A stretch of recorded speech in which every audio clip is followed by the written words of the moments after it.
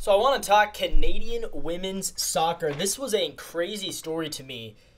Team Canada, their coach was suspended for a drone spying scandal.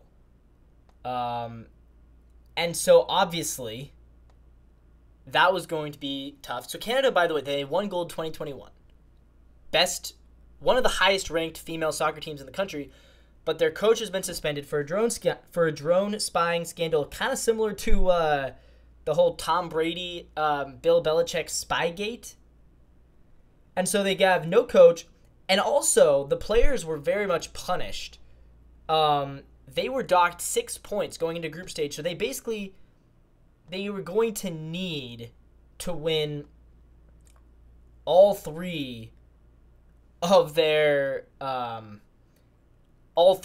group matches to advance. And that was, it was kind of a long shot. So Bev Priestman, she was their coach. And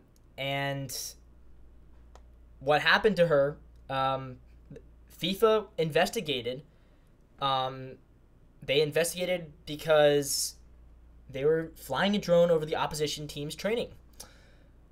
She was removed as the Olympic head coach, suspended by Canada Soccer.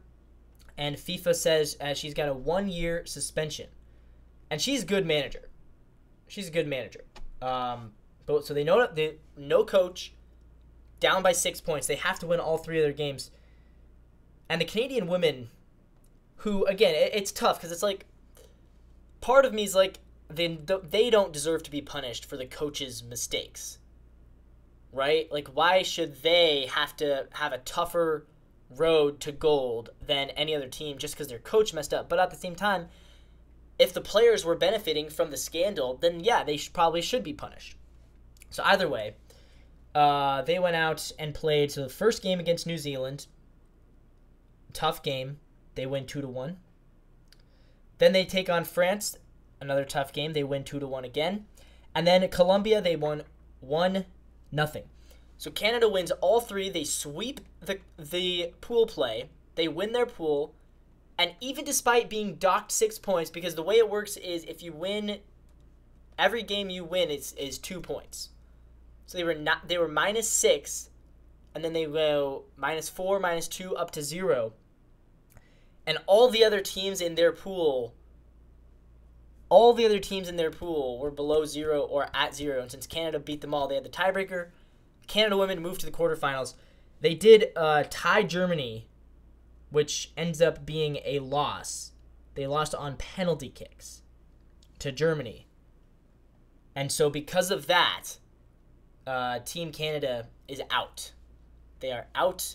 But kudos to these girls, man, for fighting back. All the way from being down -6, they end up winning their pool. Crazy for them to do that, considering that they started at such a disadvantage. They still win their pool. Now they are out. And it'll be interesting to see what happens without their coach. So they are not able to defend their medal. Germany moving on into the semifinals.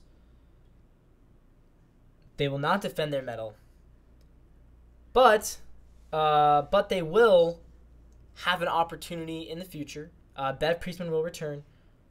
And so we'll see. We'll see what they're able to do. A couple of my hometown Seattle Reign stars, Jordan Huitema, who is one of the, at least I believe, one of the best players on the Seattle Reign. She is 23 years old. Jordan Huitema is in the Canadian women's soccer team. And, fun fact, she's dating MLB superstar Julio Rodriguez. Or at least she was. There's speculation they may have broken up.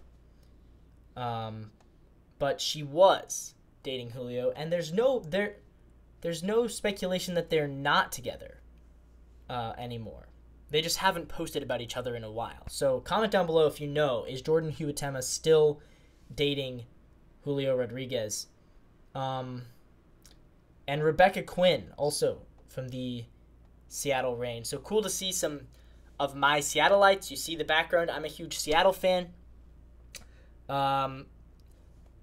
But unfortunately for Jordan Huitema and Julio Rodriguez, if they are still together, Canadian women's soccer not moving on to the semifinals, but still good for them for making it as far as they did.